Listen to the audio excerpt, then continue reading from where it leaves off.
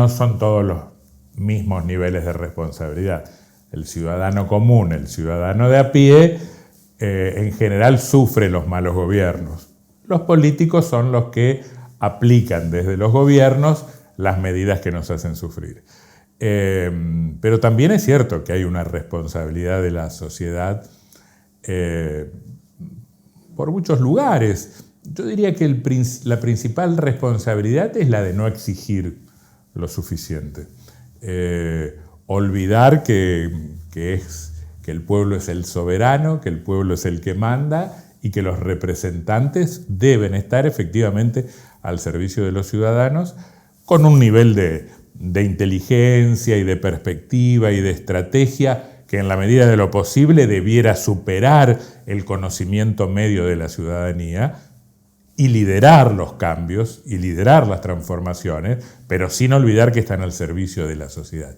Hace unos días hablábamos con Américo Schwarzman, nuestro colega que fue convencional constituyente, y enumeró la enorme cantidad de instituciones, de institutos que fueron incorporadas a la Constitución de Entre Ríos en 2008 y aún hoy no se han implementado. Responsabilidad principal, por supuesto, de la política, de los gobiernos y de los legisladores. Ahora, ¿qué hace la sociedad? ¿Qué hace la sociedad? ¿Se debió haber designado un defensor del pueblo? No se hizo. Se debió por lo menos estudiar la posibilidad de conformar un banco público. Ni siquiera lo hemos discutido. La pregunta es, cuando se discutió aquello, ¿era una élite desvinculada de la ciudadanía, que además con el paso del tiempo demuestra que no estaba tan interesada en los cambios que introducía en el texto constitucional, pero que además la ciudadanía era absolutamente indiferente a lo que pasara? Bueno, a mí me parece que ahí tenemos un ejemplo muy claro de que hay ciertos niveles de responsabilidad en la sociedad, sobre todo por no exigir. Ahora, cuando hablamos de el pueblo o la gente tiene que existir, es un sustantivo colectivo que no me incluye. Lo que tenemos que entender es que ese exigir es desde el club, es desde las organizaciones, es desde las instituciones empresariales, y que tienen que ser ese exigir y no ser aplaudidores en cada uno de los casos. Bueno, y desde los sindicatos, hablando de aplaudidores, ¿no? Toleramos el funcionamiento de instituciones que no son democráticas hacia su interior. La permanencia de líderes y de caciques sindicales durante mucho tiempo, con renovaciones casi automáticas, sin debate interno, con impugnaciones y trabas a las oposiciones, es algo que la política y la ciudadanía tolera. No somos tan democráticos como solemos decir.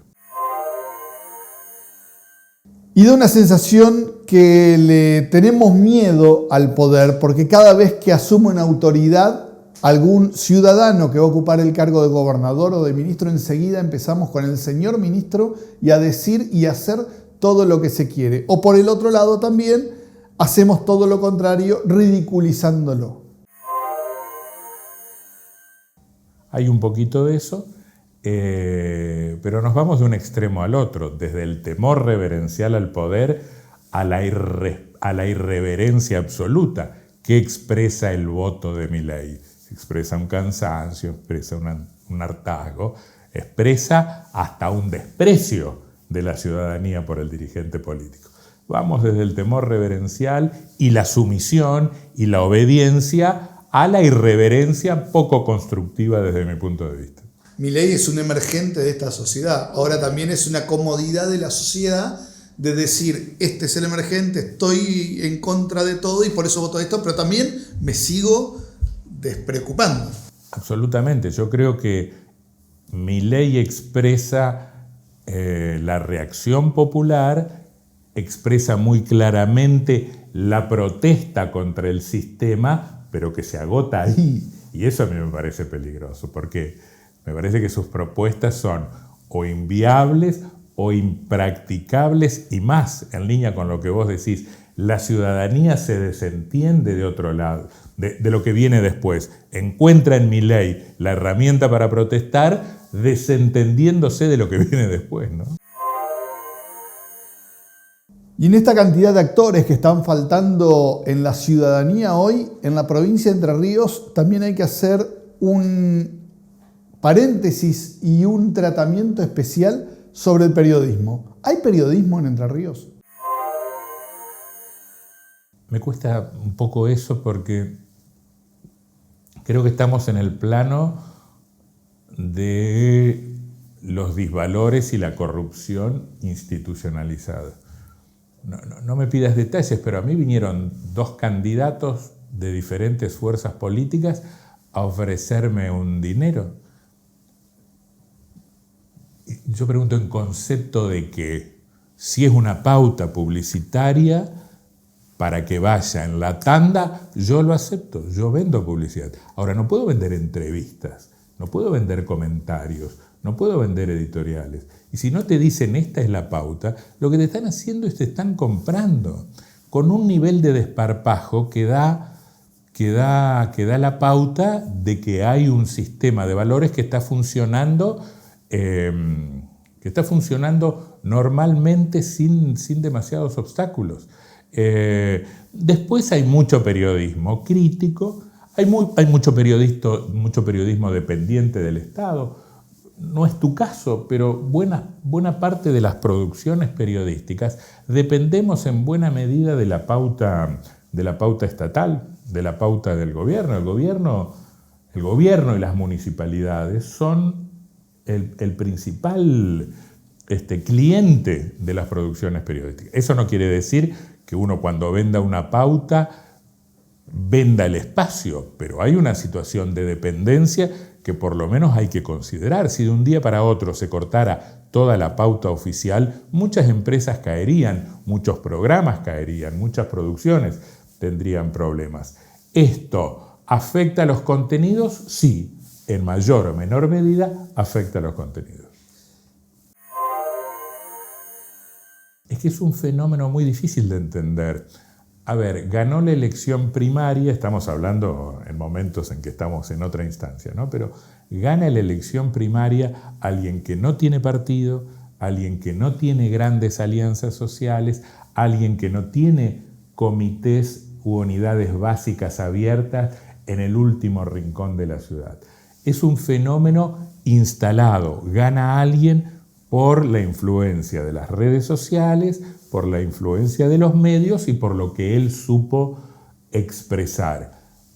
Si vos me preguntás si a mí me gusta, a mí no me gusta. Yo creo más en una política territorial, del vecino, del club, del partido político, de la unidad básica, del sindicato. Ahora, hay un nivel de degradación de todo eso que ha permitido el crecimiento de estas experiencias.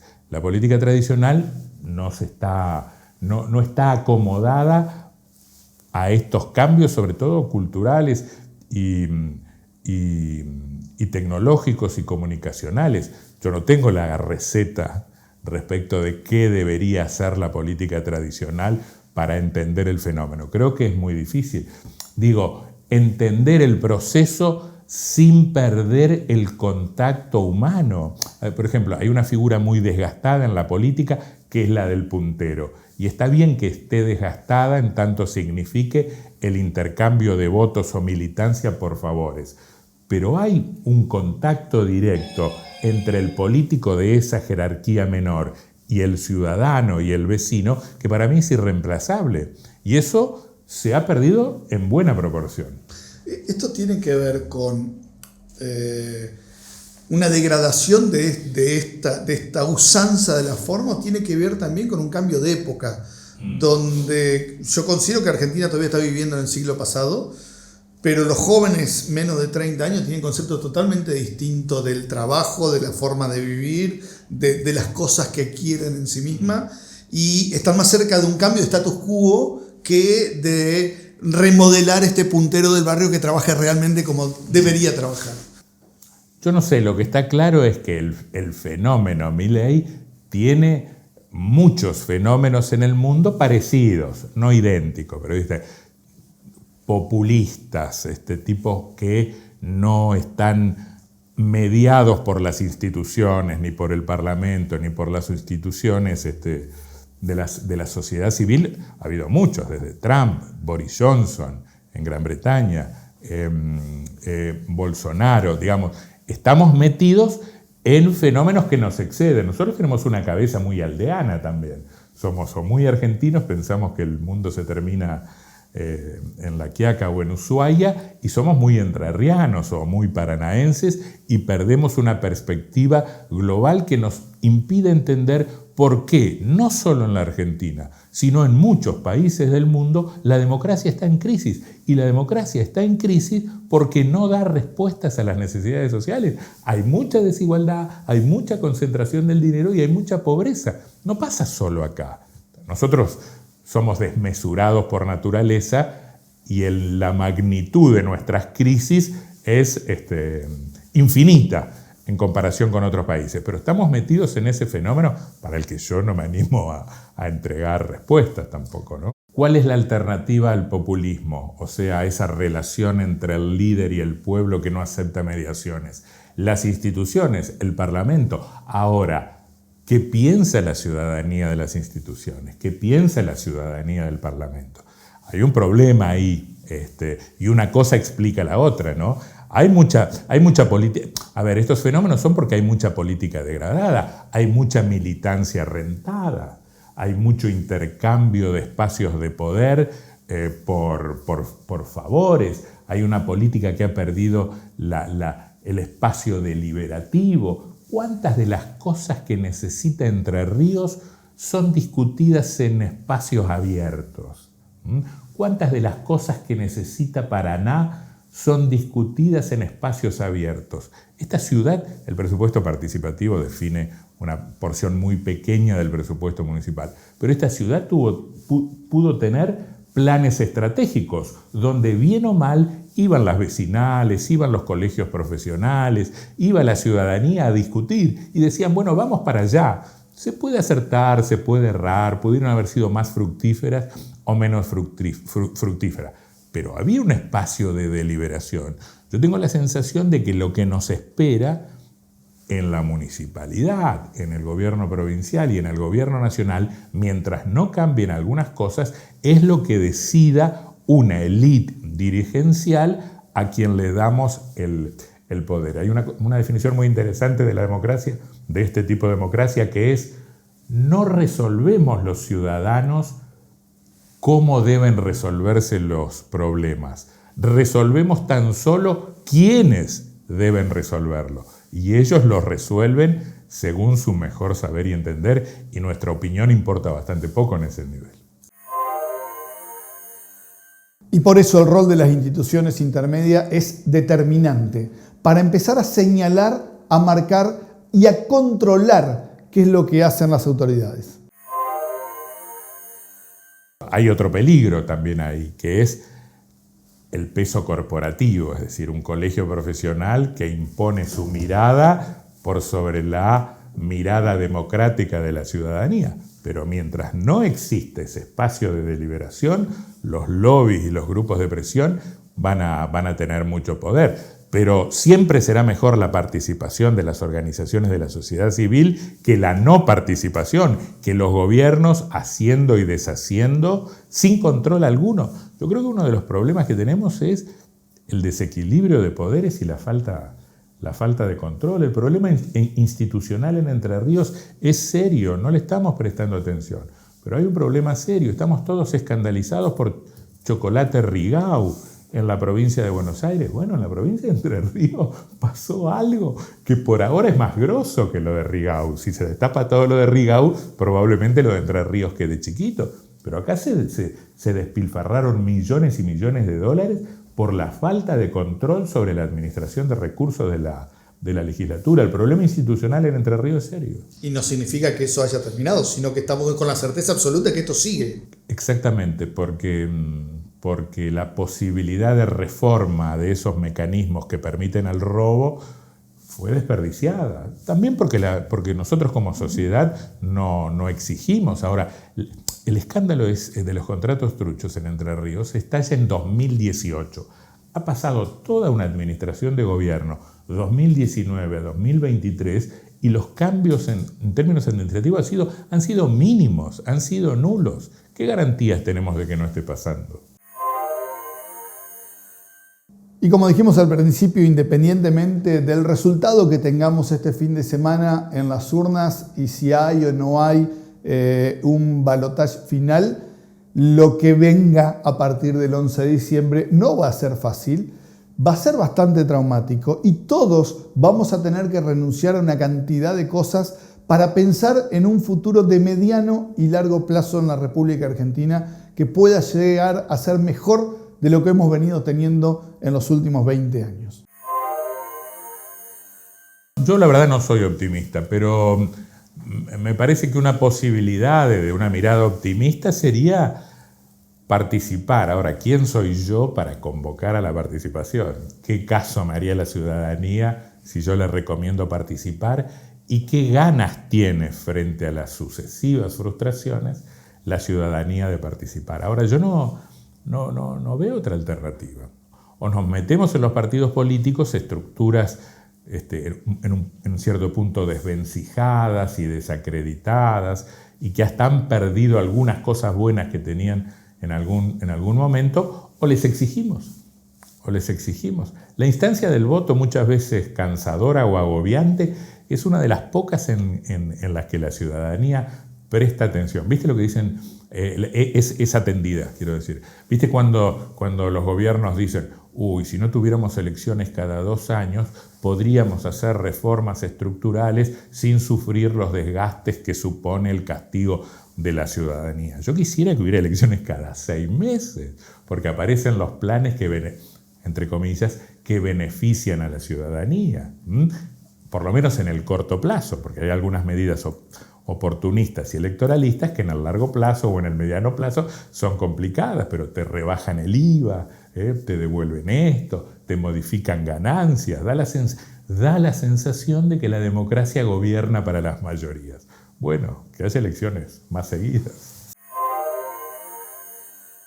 Y lo último que le preguntamos a Antonio Tardelli es si él considera, como nosotros estamos pidiendo hace muchísimo tiempo, que alguno de los candidatos en los distintos estamentos municipales, provinciales o nacionales puede llegar a ser un verdadero estadista.